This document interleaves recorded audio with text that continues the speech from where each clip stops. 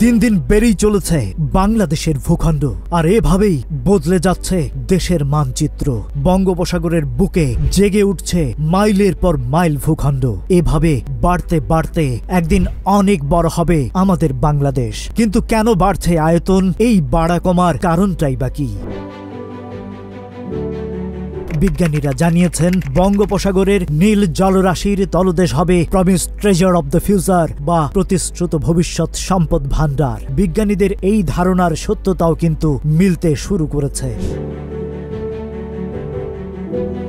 তবে জানেন কি 10,000 বছর আগে বাংলাদেশের আয়তন কত ছিল? মাত্র 50,000 বর্গ কিলোমিটার, যা এখনকার 3 ভাগের 1 ভাগ। বিশেষজ্ঞরা বলছেন বছরে 10 বর্গ কিলোমিটার করে বাড়ছে বাংলাদেশ।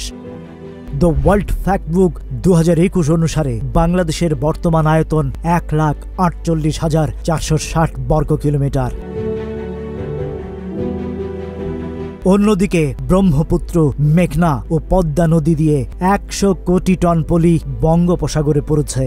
আর এই পরিস্থিতিতে জেগে উঠেছে 52 বর্গ কিলোমিটার আয়তনের নতুন চর। ভাঙ্গাগড়ার খেলা তো চলতেই থাকে, তারপরও প্রতি বছর প্রায় 20 বর্গ কিলোমিটার আয়তন বাড়ছে বাংলাদেশের মূল ভূখণ্ডের। এটাও বিশেষজ্ঞদের আরেকটি হিসাব। আর এভাবে বাড়তে থাকলে দ্বীপরাষ্ট্র শ্রীলঙ্কার চেয়েও একসময় বড় ভূখণ্ড হয়ে উঠবে আমাদের প্রাণের বাংলাদেশ। বিশেষজ্ঞদের মতে গঙ্গা, ব্রহ্মপুত্র, মেঘনা নদী ব্যবস্থা প্রতি বছর আনুমানিক 1060 বিলিয়ন টনেরও বেশি পলি বঙ্গোপসাগরে ফেলে নতুন ভূখণ্ডের সৃষ্টি করছে। ফলে নির্দ্বিধায় বলতে পারি বিশ্বের কাছে বাংলাদেশের ভূ অর্থনৈতিক গুরুত্ব দিন দিন বেড়েই চলেছে। Rajib Raihan, news flash 71।